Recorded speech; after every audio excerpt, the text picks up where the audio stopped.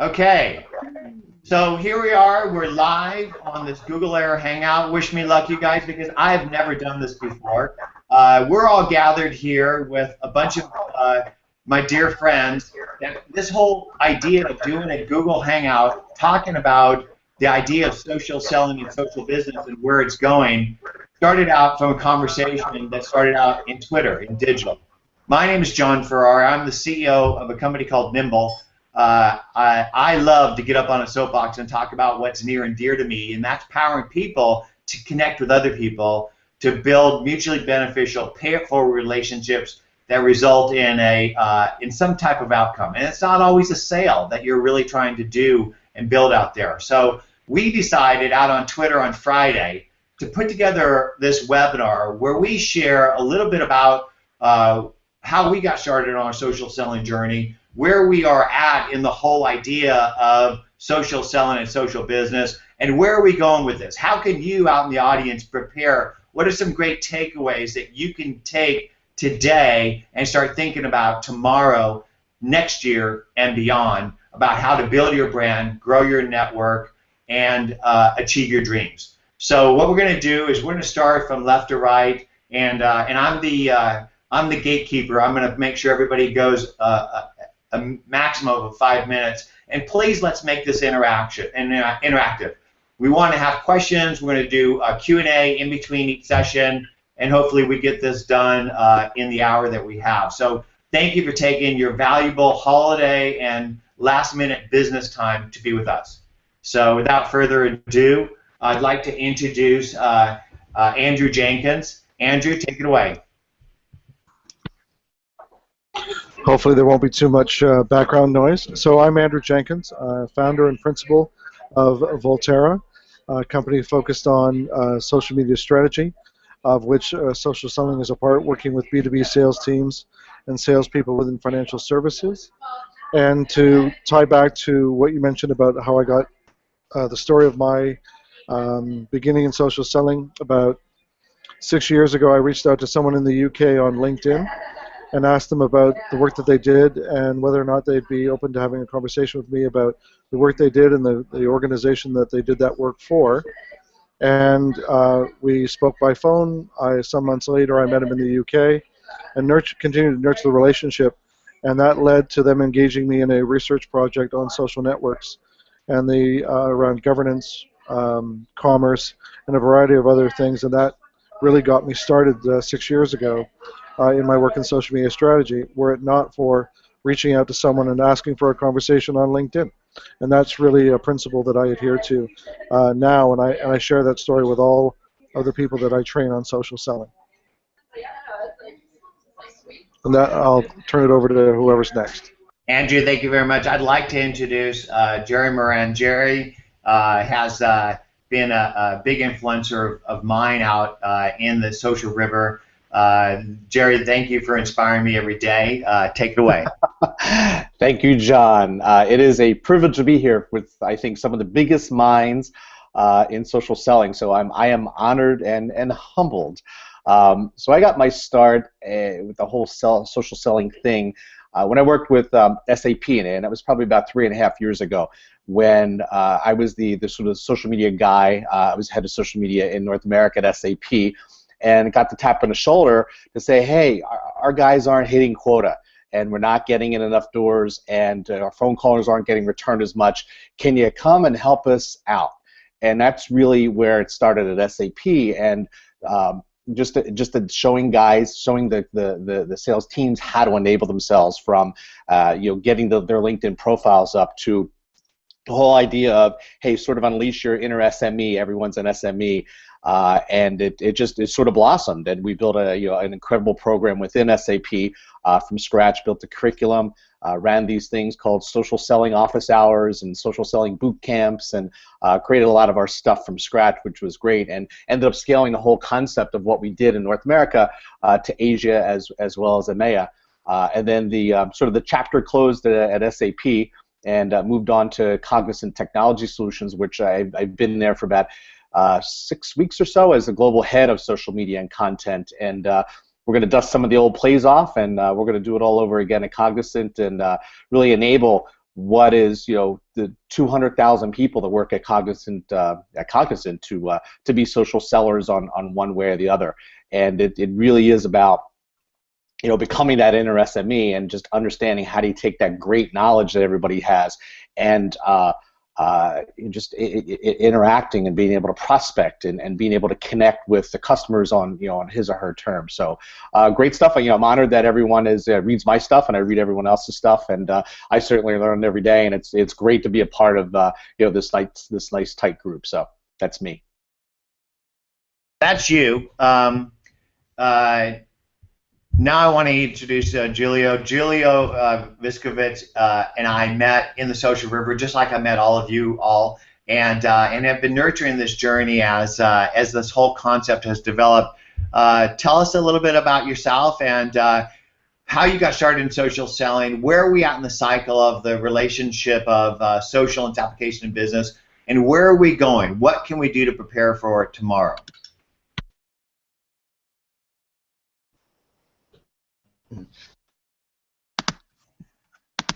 I think Julio is muted. Okay. I think we're going to have to come back. Still remember the day. There he is. I'm back. I still remember the day, John. I still remember the day going back 4 years ago. I was at Hootsuite at the time, and I was looking at our sales process and ultimately said, there's got to be something different here. There's got to be something that we can add into this process and bring some life into it. And I remember that day, the gentleman to the left of me on screen here, Koka Sexton, and I did a search on Google and I wrote sales media. And the first thing that came up was Social Selling University, and it was the first place that I got a little bit of education. So Koka, thank you for that. And since then, it's been an amazing journey, and it's just going onwards. Looking at the year ahead, I think it's finally the time that people are not only going to see salespeople as social selling conduits, but also look at their entire organization and figure out how to really amplify their message in 2015 and really use the trust that folks have built up in their organization. So, Don, I'm going to pass it back to you, and that's my thoughts on 2015. Okay, great. Thank you so much. We're having a little bit of bandwidth issue on your audio, so if there's anything you could do in the meantime while we're shifting to the next people, plug your cable into that computer, whatever you can do.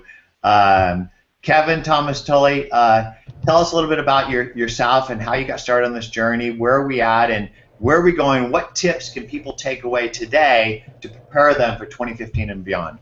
Well, thanks, John. And first of all, I also want to echo everything that Gerry said. That I'm very much honored to be a part of this group.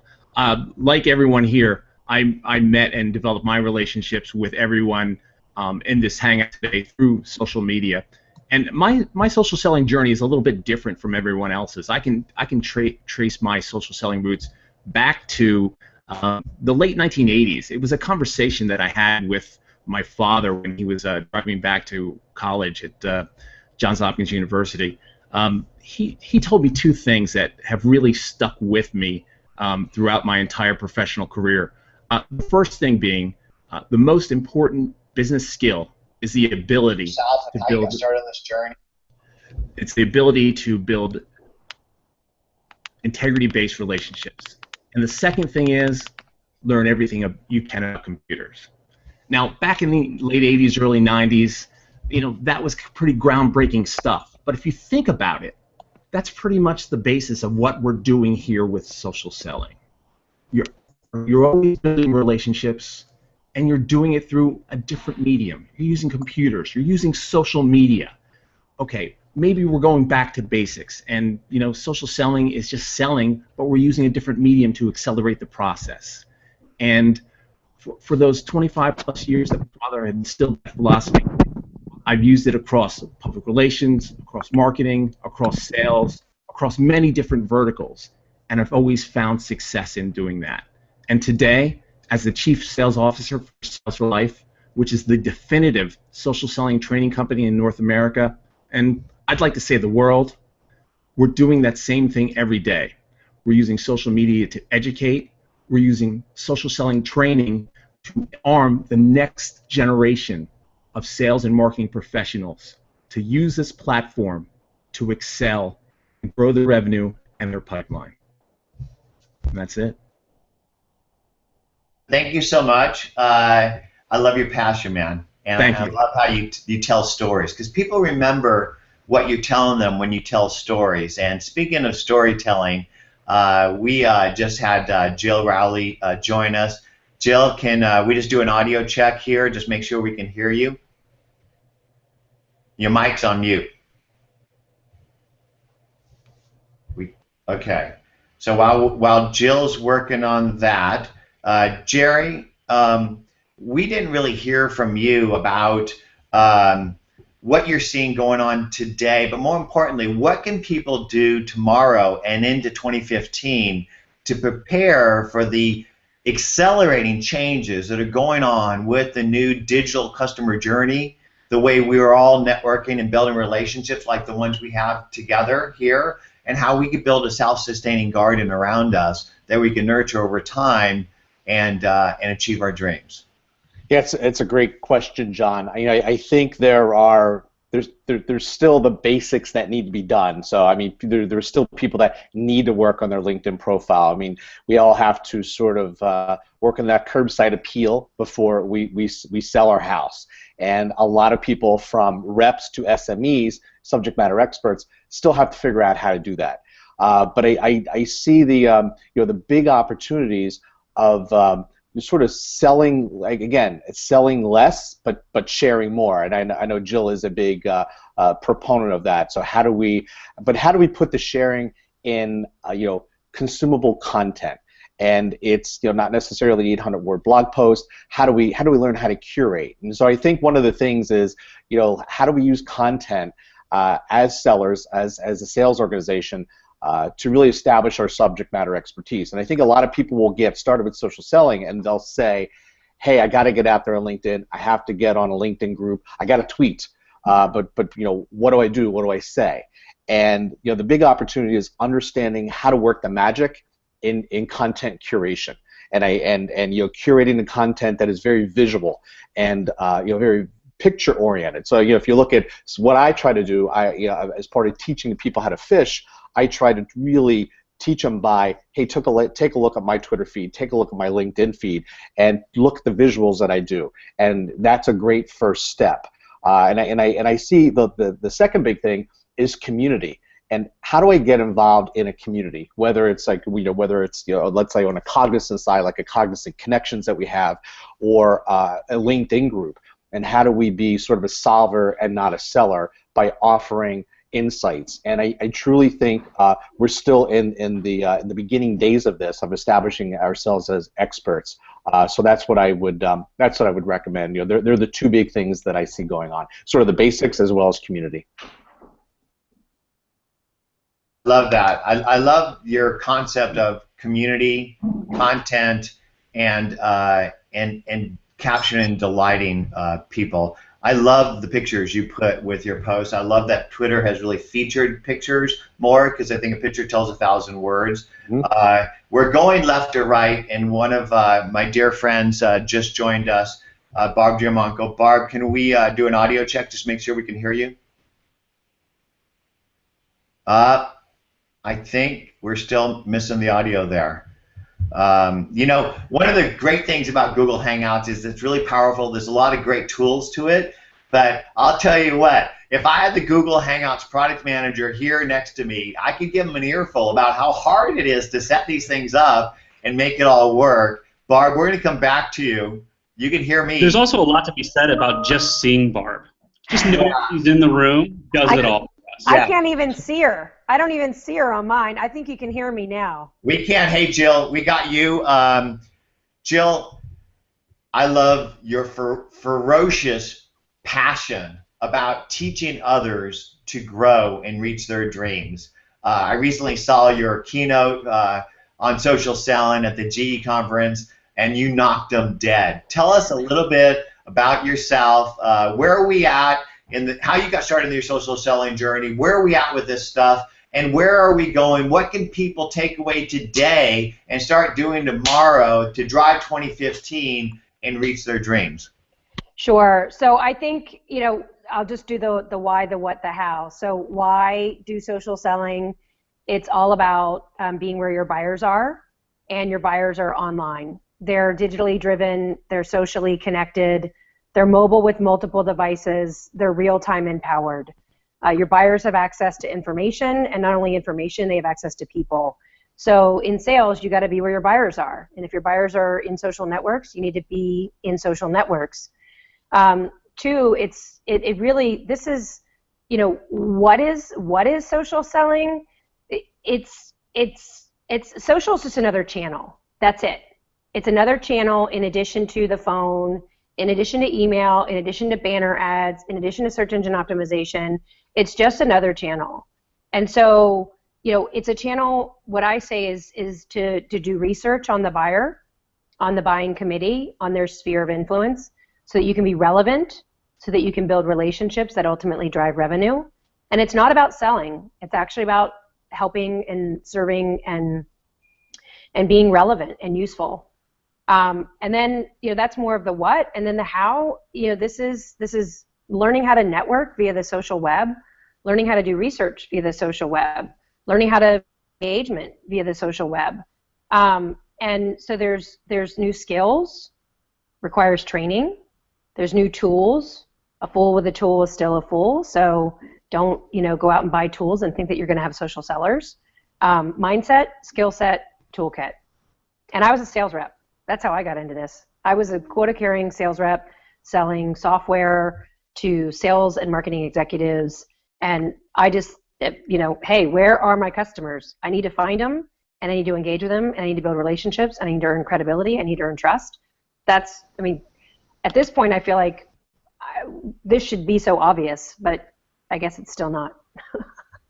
Thank you, Jill. I love that you're a bag-carrying sales rep, and that you understand the pain, and you're always looking for the best solutions to help drive your ability to serve others. Because I really agree with you. Service is the new sales. Barb, can we hear your voice? Oh, Barb. All right, let's give it a couple more seconds. Hit a couple buttons. While you're doing that, I want to say to everybody out there, let's ask some questions. We got some great minds out there. This is your opportunity to connect with these amazing people, and the best way to connect with somebody is to ask them a question, because everybody likes to help other people. So click on the question box, ask questions. I got a question from Lori Richardson. Lori, you should be up here with us right now. Love you big time. Happy holidays to you and your family. So there's a question from Lori. First he says, great to see everyone. How will sales leaders keep from more being overwhelmed in 2015 with a huge abundance of tools and strategies? And, you know, I have to say, Lori, that I absolutely agree with you that if you do what we tell you to do right now, share content to build your brand and grow your network, you're going to generate more signals than you can manage. I'm going to ask all of you guys, how's your inbox today? What's it look like?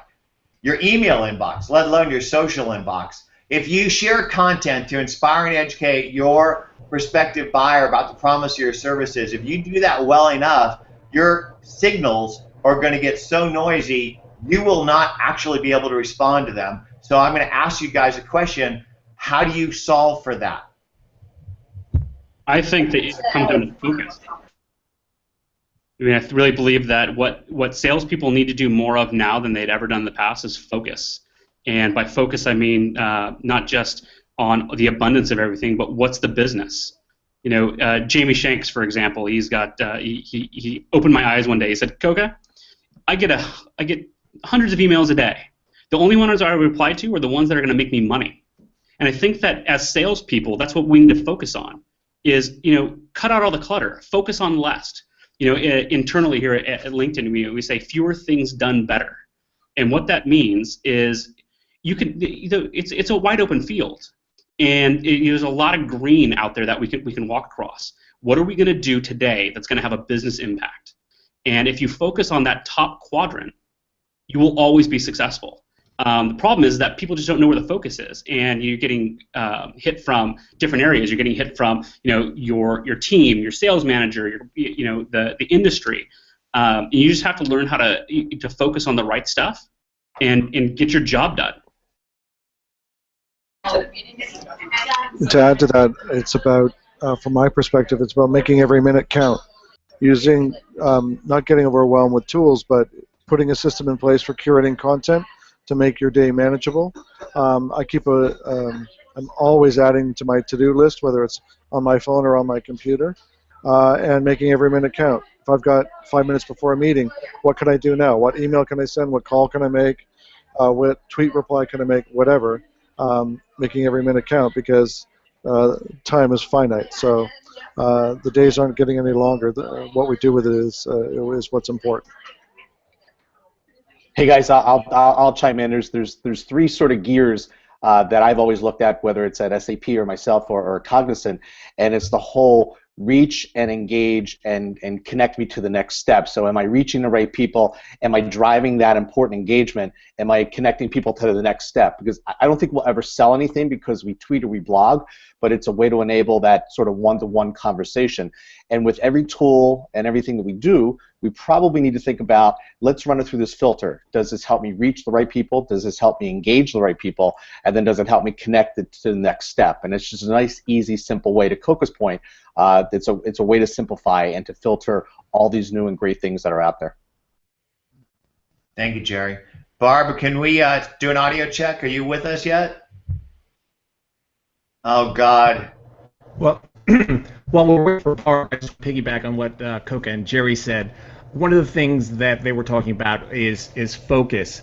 And one of the big things that's upcoming in 2015 is something that I discussed on the Social Hangout podcast on Friday night. It's data. And I don't think enough organizations pay enough attention to the power of data in terms of its application to sales, because the collected metrics and data on social selling is incontrovertible. The companies that leverage the power of data to sharpen their sales processes and marry them to the buyer's journey are going to far outpace the companies that don't.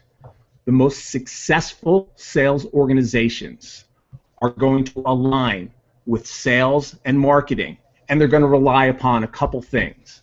Number one, data mining. Number two, predictive analytics. And number three, if you haven't heard this term, Google it, multivariable regression analysis. Put that formula into your Salesforce, okay? See what comes out. Because at Sales for Life, we can predict accurately who's going to buy from us, what stage in the buying journey, to a 90% certainty, because we put the formula to work. And if you want to be a powerful sales organization, you'll do the same. Kevin, thank you so much for that passion. And I'm gonna introduce a dear friend of mine right now, Koka Sexton, because that was a softball for you, Koka. And in case you don't know, hopefully you're reporting to Russell Glass in your new position. But with the recent acquisition of Bizzo, I think that LinkedIn will be positioned to give you better intelligence on your segmentation to more effectively connect to people that matter in an intelligent way. Koka and I met when many years ago, but it was really back in the early journeys of applying social to selling. And Koka, I just want to congratulate you on the success that you've had in your career. I think that there isn't a more humble person amongst us that has had a huge impact, and I also honor you for your service to your country. Koka, why don't you tell us a little bit about yourself? Where are we at in this journey, and where are we going as we align sales, marketing, service with big data to help us connect in a relevant, authentic way to people that matter? Koka? Well, thank you so much for that introduction, John. I'm getting misty-eyed from that. So yes, I'm Koka Sexton. I work at LinkedIn. My journey with social selling started, I want to say, over 9 years ago. And I was a sales rep, and I knew there had to be a better way. I hated making cold calls. I hated it.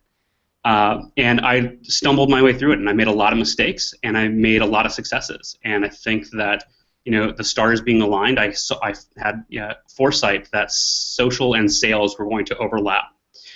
That eventually led me to LinkedIn. And I wrote in a recent blog post that it wasn't, it's no longer just the platform I talk about. It's a platform that I'm able to stand on, and it's a huge opportunity to be able to do that.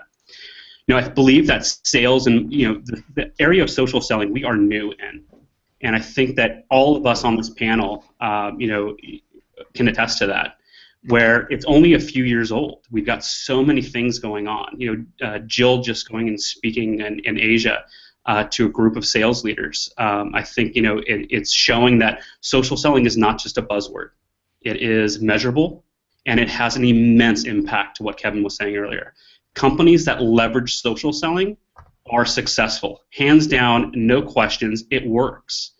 And as that blends into the rest of an organization, and you learn to leverage company information and curate and educate your buyers in the right way through the process, I believe that we're really going to find this matrix of just amazing business value in leveraging social media across an enterprise. And ultimately, in order to be a successful business, you have to have sales.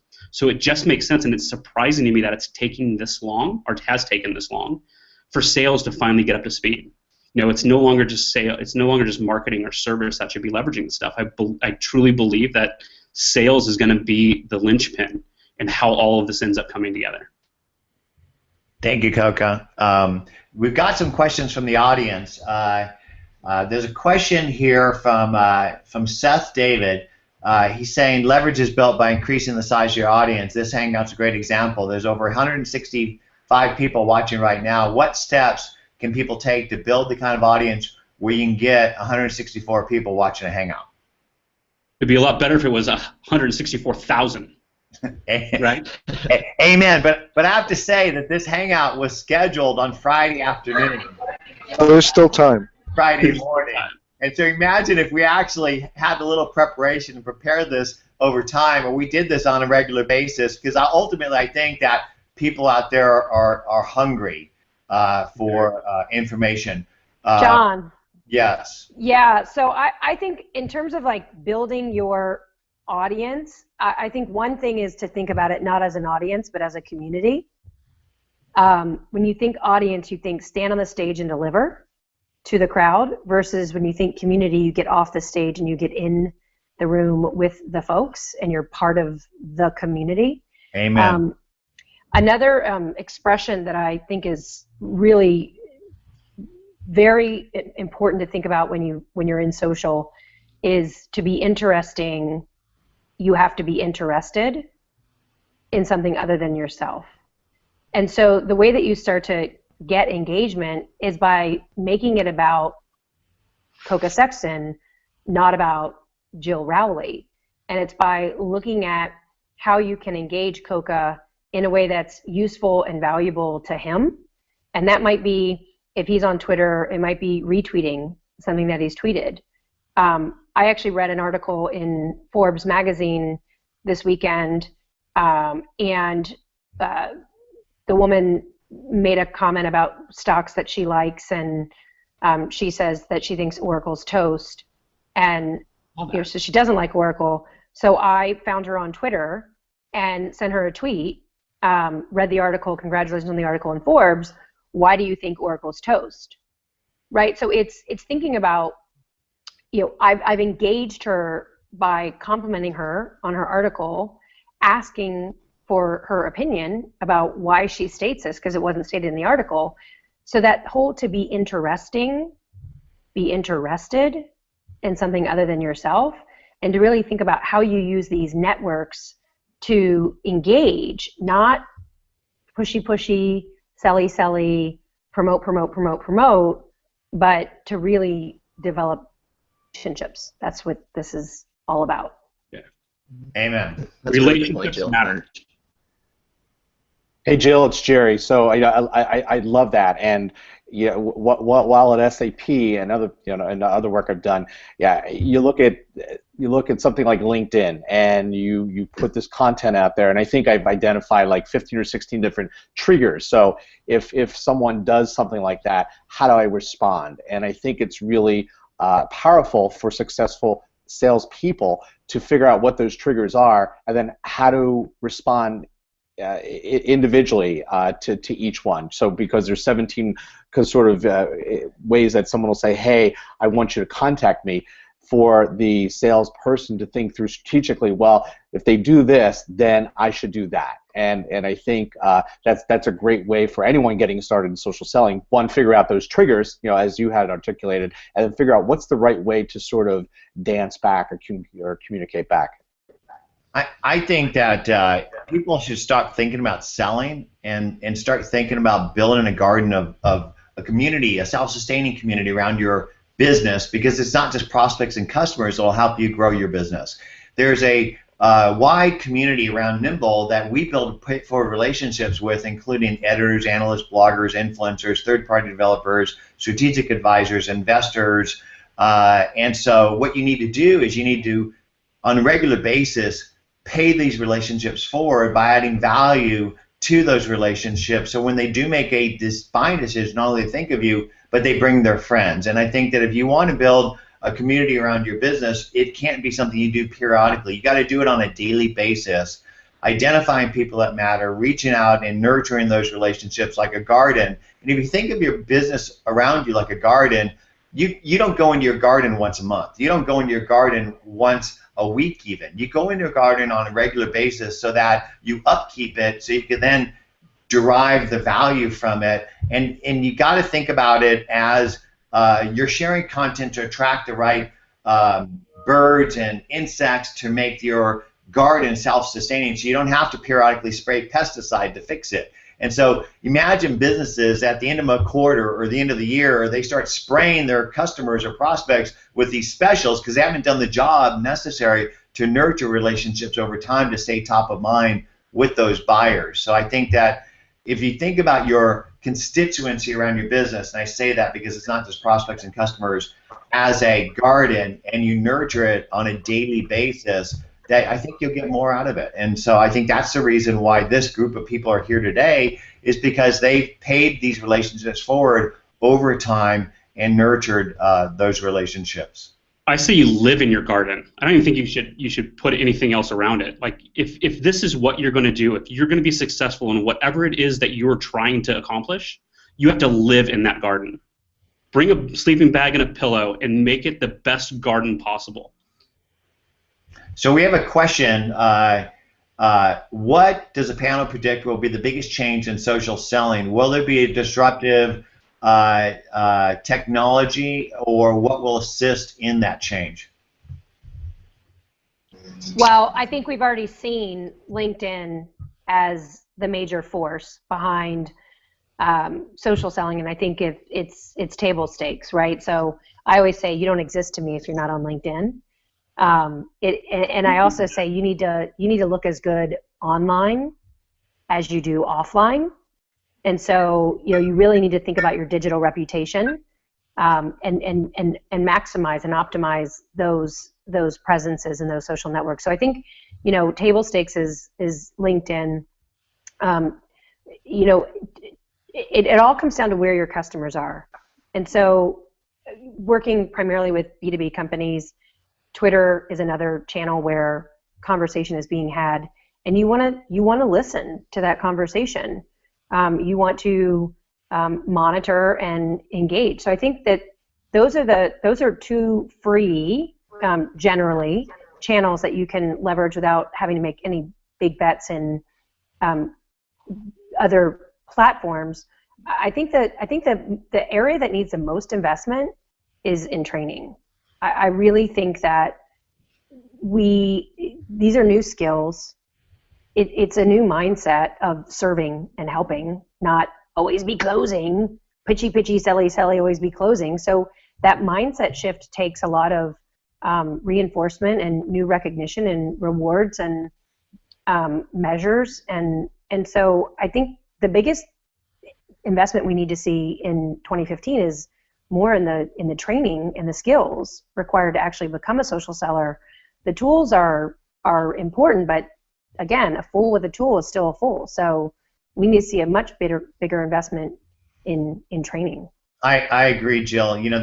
Just 2 days ago, I was on the phone with a major employee at a major bank, and they're not even allowed to use any of these tools or even have a presence. It's all controlled, and it reminds me of what used to happen with browsers. Can you believe they used to lock browsers out of people's desktops because companies were afraid of what their employees would do on the internet, that they'd waste time? And those same companies said, well, we don't need a website because we're a brick and mortar company. So I have one word for you guys: Blockbuster.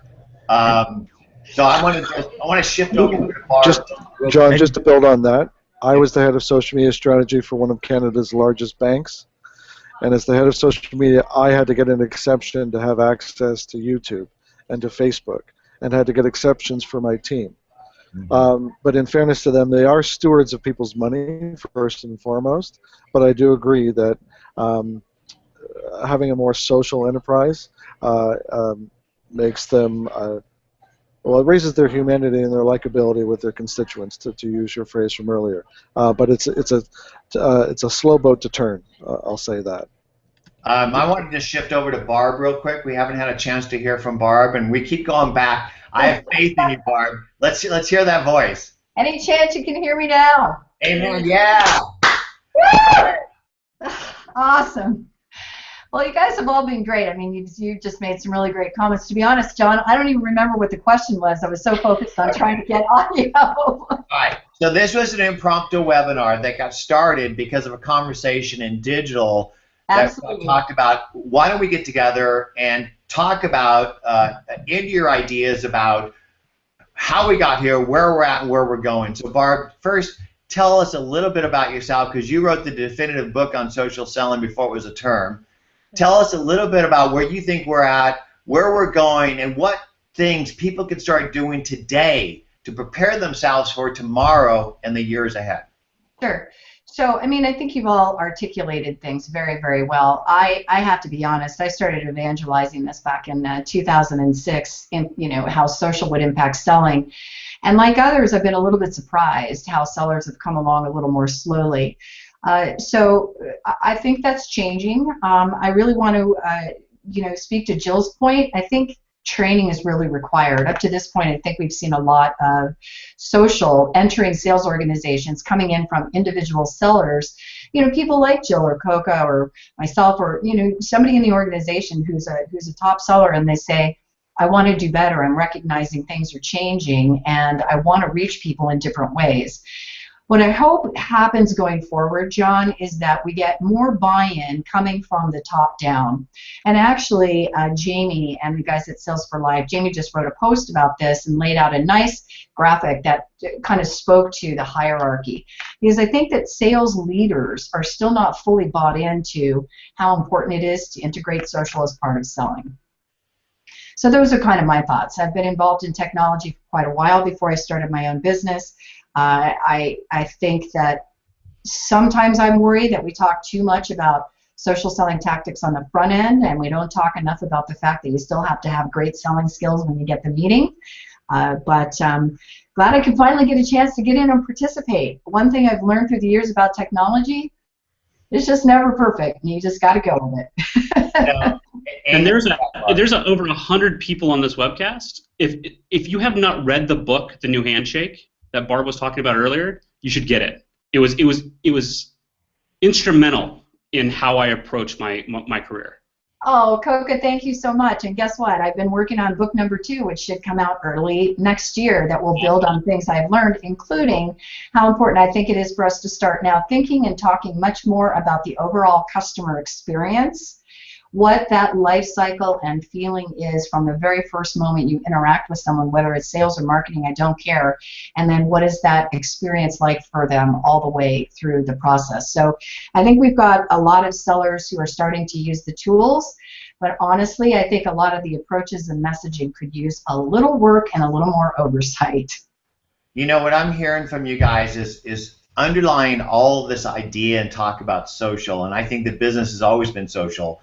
People buy from people who care about them and are able to help them make better decisions faster. I think that's what you as a business person need to do, is help your prospects and customers grow by helping them make better decisions faster. And the only way you're going to be able to do that is to do the basics. John Wooden said it best. It's the basics that wins games. And what I'm hearing from you guys is that sometimes people think too much about the whole social butterfly, having people like and engage with them, and forget that they're there to help get results for themselves and their customers and their business, and that basic follow-up and follow-through are critical to that success. And I love what you said about customer experience, Barb, because you know that I am a firm believer that a company brand is built on the promises it makes and the experiences it delivers, and they have to be aligned to those promises. And in many cases, that experience that a customer gets is done today through socially empowered employees. And if management hasn't bought off on this, hasn't empowered them to be engaging customers in a relevant and authentic way right there on the front lines, they're done. And I'll tell you what, going through the holiday shopping experience, one of the stores I go to, my go-to store is Nordstrom's. Why? Because when I walk in there, the environment's great, I'm treated well, and when they sell me a product, they walk around the counter and they hand me the bag. There's that human connection. And I think that we're all trying to build that type of experience around our business. What do you guys think? John, I think that you were absolutely right when you talk about getting back to basics. And I think that's where a lot of people are missing the boat from a sales perspective. I mean, social selling really is not anything new. We're talking about selling using a different medium. I think Jill talked about it earlier. I'm sure everyone on this panel has mentioned it earlier. But the thing that you talked about, which really resonates with me, which builds upon what my father told me some 25 plus years ago, it's about the relationship. It's about that integrity-based relationship that doesn't end when the sale is made. Because as a sales professional, or as a marketing professional, or as someone who's involved in a company, you represent that brand. And service is a part of the whole sales process that people are leaving out. Because once you make that sale, once you sign that contract, most sales professionals tend to say, okay, I've earned my commission, I'm done. But that doesn't build the relationship. That doesn't help your brand. That doesn't help your company by being a one and done, hit it and quit it type of person. You need to establish those integrity-based relationships. You need to ensure that your client's needs are met. You need to go above and beyond what someone else can do, because you can differentiate on customer service. Hey Kevin, I'll add a little bit to that. I think Julio mentioned revenue attribution, and I think if I look at another prediction we all can make, or at least I can make into 2015 and beyond, is there's got to be a convergence of, we'll call it social and mobile and analytics and the cloud. And to do all that, I mean, we could be just really great one-off experts, but to get that at the enterprise level, to get that sort of investment at the exec level, so we can be the best that we can be, you're going to have to see those things converge. And once they converge, then you're going to be able to have that sort of long-term relationship and that revenue and attribution, and you're going to be able to measure. I mean, there's many ways we measure success. It could be the sale, but it could be accelerated pipeline. It could be spending less time getting in touch and prospecting with our customers. And once I think you'll get some early leads by some people, and you'll see that they'll really nail it by having that convergence of that social, that mobile, the analytics, and the cloud. John, just to add to what you were saying about Nordstrom, I've got a retail client. One side of my business, we've got a number of outsourced social media management clients. And one of the retailers that we service at this time of the year is getting inquiries through social media about stock availability and about other information. And we've made them aware of those inquiries. And they're saying, well, couldn't they just call us? And trying to, and I'm going to have a sit down with them to say, no, this is the new voicemail. This is the new channel that they prefer. The old way of your old style isn't going to fly anymore. And it's amazing that in this day and age, there's still that mindset. Can't they just call me? They would if they could or if they wanted to. Their preference has been, they flagged their preference, but if you're not there to respond, they're going to move on to somebody else. But it's all about experience, like you were saying, John. The difference between having managers that have been in the game for a very long time and what is typically known as digital natives. We talk about the future of social. Exactly. And I think that when we start seeing the digital natives move into leadership positions, this thing's going to hit a tipping point that we can't even imagine, because it's going to be expected when the digital native becomes a sales manager that his entire team is connected. It's going to be an expectation by management, and we haven't hit that yet. We're seeing it, but I think that's one of the things that's holding people back, is that one, they're apprehensive because they're scared, or it's like this new space and they just don't know what to do with it. But they know that it's happening, so they're trying to become a part of it. But I think that when the digital natives trap it over, that question of why can't they just call me? Nobody's going to want to get a phone call. They're going to say this needs to be solved online. Well, I really believe that digital and social is creating a change of expectation of customers to companies, of employees to employers, and of people to people. That in the old days of a small town, everybody knew everybody. Everybody knew what was going on. They knew your shit.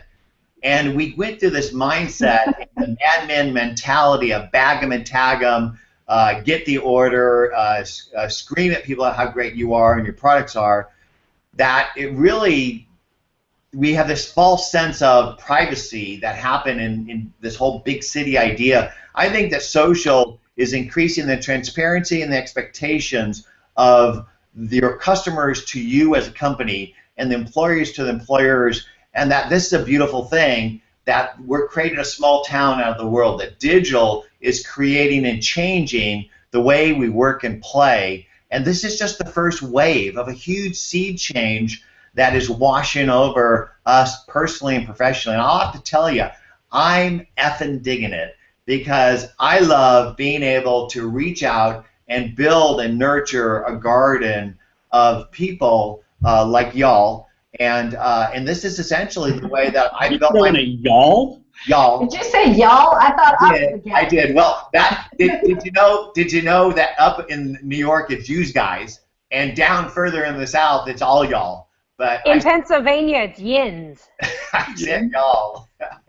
But I got started in the social journey of social selling really back in my previous company, because I was a kid with an idea that relationships matter, and I couldn't manage relationships, and I built this tool that ended up turning into a gold mine for me. But what it was I built this platform that predates SFA, CRM, contact management, and I had to sell it. How do you sell a tool if you're 29 years old in an apartment and you have no money to market it? So I went and built relationships with the influencers of my core constituency in and around the areas that promised my product, and they were Novell resellers, and I got them to use it, because people sell what they know and they know what they use. They then helped me scale the business, and that's not much different than the way that we build Nimble, is by building relationships with the key influencers around the core promise of our products. And I think that anybody today can replicate that idea that you don't have to market your products. If you truly teach people to fish, they'll figure out you sell those fishing poles. And I think that's the future of the way that businesses will build their brands and grow their networks and grow their companies. What do you guys think? Well, I think you're right. That's exactly it. Go ahead, Julio. Oh, sorry, Barbara. Yeah, I mean, that's exactly it. I mean, I always reference Edelman's Trust Barometer and what they do and the numbers they put out, and it's just staggering. And it's all going towards the same thing. It's people have less trust in brand and brand messaging and are putting tons of trust in the third-party advocates. So if we're not empowering those advocates to talk on behalf of our brand, it's just a huge missed opportunity. Well, I think so too, and that's why I'm still pretty hot on this whole notion of customer experience, though. So, right, we have people using social channels, but am I the only one who gets some pretty horrific sales spam pitching me on things? And so, right, so I think that, you know, we want people to start thinking about every point in the life cycle and every place somebody will interact. I mean, I'll tell you a funny story. Before I was getting ready to go on my recent trip to Barcelona, I needed to arrange for a car to get me to the Atlanta airport. And normally I'm pretty digital. I'm going to go online. I'm going to do my thing. But there was something wrong with the website, and it was locked out from making the reservation. So I needed to make the phone call, which I did. I get the customer service rep who says, "We want you to go online and make the reservation." I said, "I can't make the reservation. I'm locked out."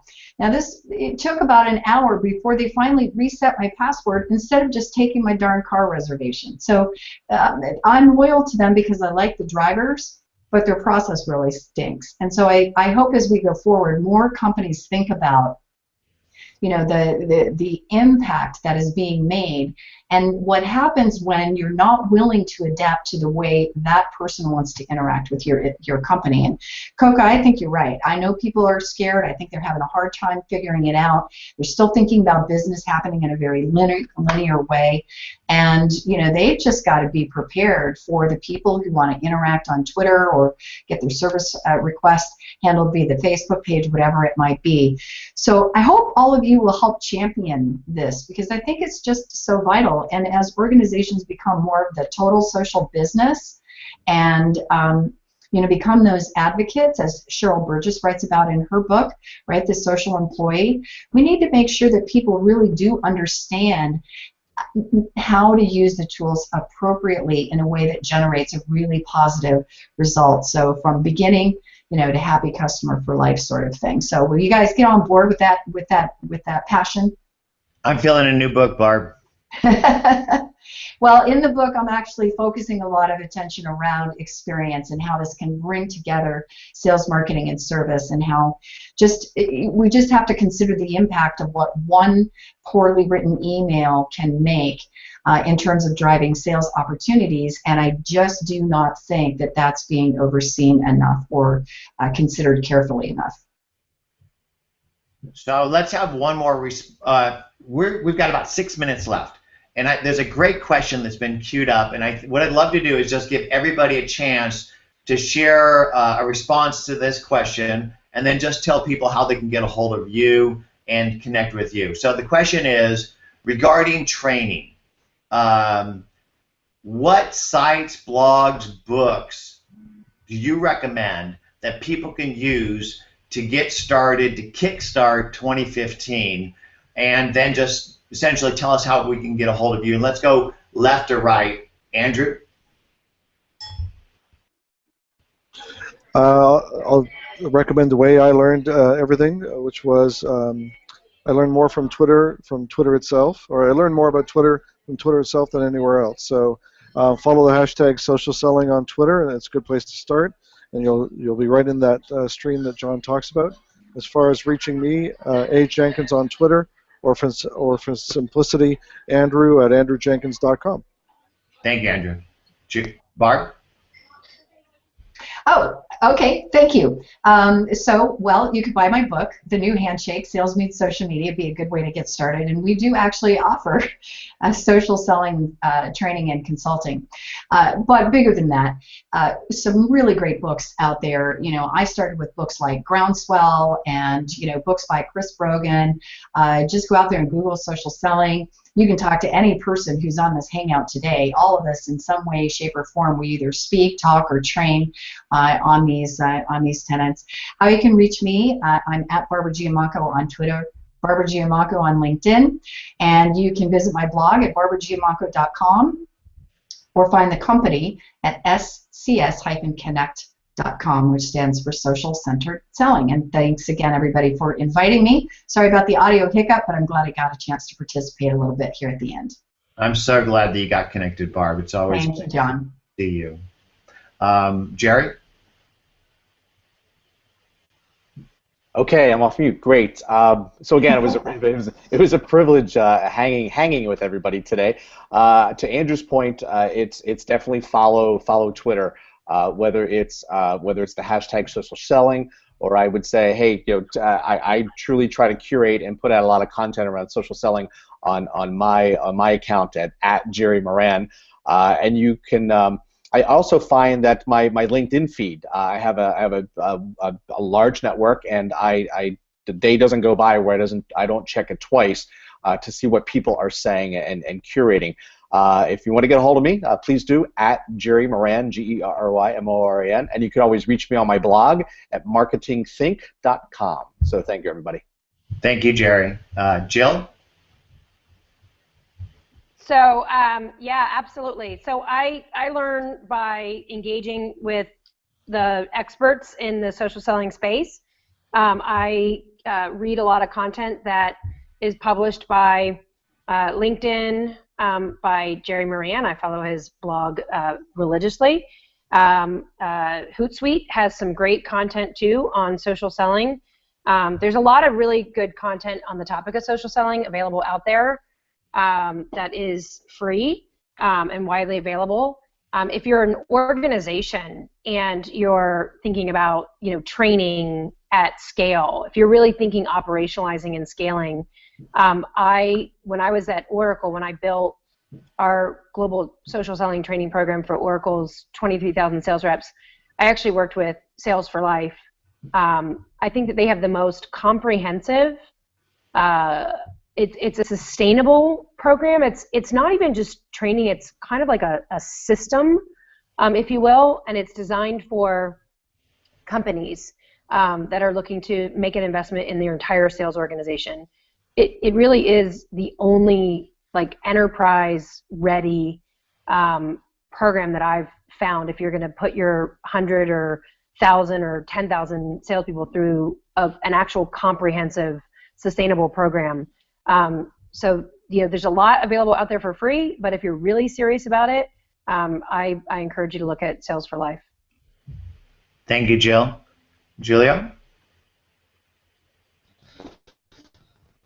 Yeah, for me, I'm going to say Twitter as well. And one of the first things that I did to really, get my feet wet in social selling was to create a PLN, a personal learning network. And everybody on this panel is a part of it. I curate a Twitter list that I make public that I call my personal learning network. And I go out and seek out the people that can bring me the best resources and make the most impact on me. So I urge you to go out there and find the right people that are going to give you the right information, the experts, and curate them into a Twitter list and follow that on an ongoing basis. And for me, that was the best way of creating my own personalized resource kit. Again, I'm Julio Visko. You can reach me at Julio Visko on Twitter. You can hit me up on LinkedIn, linkedin.com/in/social selling. And of course, from a resource perspective, I'm over at rFactor now as the VP of Marketing, so expect some big and fun things to come out on the blog and some joint content with all the folks on this panel. So for resources, check me out. Check out rfactor.com/blog. And Merry Christmas. Look forward to 2015. Thank you so much. Kevin? Oh, thank you, John. And thank you, Jill, for that great endorsement. So I didn't have to be the one giving the plug, but I have to echo what Jill said. If you are seriously interested in training for social selling, Sales for Life. Not only the enterprise level that Jill described, but we also do training for individuals. It will change your life. It will change your revenue. We have trained over 45,000 sales representatives and more than 200 companies, and we have the data to prove that for every dollar you give us in training, $5 return in revenue. Okay, that's a shameless plug. I'm over with that now. If you want that, if you want to learn more about me, anything that says Kevin Thomas Tully, you'll find me. LinkedIn file Kevin Thomas Tully, except for Twitter. Twitter doesn't have enough letters for that, so it's at Kevin T. Tully. I'm on the Sales for Life blog, which is salesforlife.com. You can catch me every Wednesday at noon Eastern Time, except for the next 2 Wednesdays because of holidays. At S4L Social, that's our Twitter chat. It's the definitive Twitter chat about social selling. Also on Friday nights at 6 p.m. Eastern Time, you can catch me on the Social Hangout podcast. I know I'm leaving a couple things out, but just go to salesforlife.com, and we're all over that. Thanks, guys. I appreciate you guys letting me on today. Thank you, Kevin. Koka? Not a moment too soon. I'm about to get kicked out of my conference room. Conference rooms are very hard to come by at LinkedIn, so I'm very happy that I've had it for this long. So, there's a lot of places you can go. Sales for Life, Gerry's blog, Barb's book. There's other books about this. The LinkedIn Sales Solutions blog is another great place for you to go to. I've authored across many different platforms. There's more than enough information that's coming out about how to do this right. And it's a privilege and an honor to be on a panel with all of these thought leaders on here. To reach me, you can reach me on LinkedIn. Connect with me. It's fairly easy to find me. I'm the only Koka Sexton that I know of. And then I'm at Koka Sexton on Twitter. But yeah, again, thank you everyone for letting me be a part of this today. And happy holidays. Thank you, Koka. So I would just like to thank each and every one of you for taking the time to come out here and join us. I'm going to echo everything that you all said, that you guys inspire and educate me on a daily basis, and I appreciate the content that you guys are all sharing the books you guys do, the blogs you do, the speeches that you give. I essentially take that and I learn from it. So thank you for sharing that. I would like to do a shameless plug for a dear friend of mine, the New Rules of Sales and Service, because I believe service is the new sales. And one of the persons that inspired me to actually build Nimble was a guy named David Meerman Scott after reading the New Rules of PR and Marketing and really seeing how it resonates with the way I built Goldmine and using these ideas to build Nimble. He now has a new book called The New Rules of Sales and Service. That's a good thing. But ultimately, you'll not learn this stuff by reading books. You're going to learn it by doing it. Get out in the social river and get in the water. Start swimming with your customers. Start swimming with people that add value to your customers. Pay these relationships forward and do what I call the 5 E's of social business. Educate, enchant, engage, embrace, and empower your customers. And if you do that, if you give your knowledge away on a daily basis, not only will they think of you, but they'll drag their friends with them, because Mae West said it best, out of sight is out of mind, and out of mind is out of money, honey. And we're out of time. So thank you guys. Merry Christmas. Happy holidays. I love y'all. Big hug. Thanks, John. Happy holidays, everybody. Thank you. Great to be here with everyone. Happy holidays. Safe travels to all. Thanks, John. Thanks, everybody. Thank you, John. Thank you, everybody.